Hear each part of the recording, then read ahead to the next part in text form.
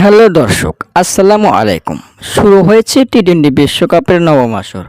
এবার বিশ্বকাপের আগে থেকেই একের পর এক বিতর্ক, সমালোচনা, মিডিয়া তোলপাড়, ভক্তদের বাকবিতণ্ডা ইত্যাদি ইত্যাদি।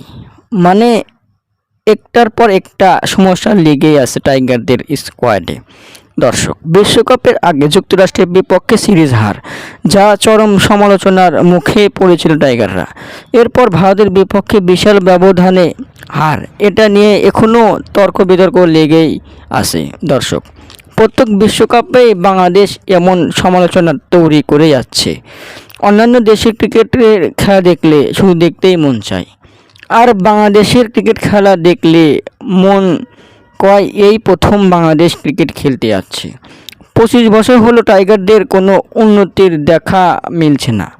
আরও দিন দিন বাজে পারফরম্যান্স, ব্যাটিং ব্যর্থতায় পরিচয় দিচ্ছে টিম বাংলাদেশ।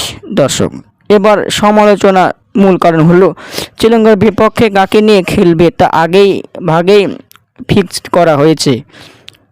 বারবার ব্যাটিং ব্যর্থতা করে যাচ্ছে, তারপরেও দলে লিটন। দর্শক, বাংলাদেশ কি আর উন্নতির দেখা মিলবে, নাকি বারবার হতাশার ভরাডুবি হয়ে লজ্জার মুখে পড়বে টাইগাররা? আপনাদের মতামত কি কমেন্টের মাধ্যমে জানিয়ে দিন।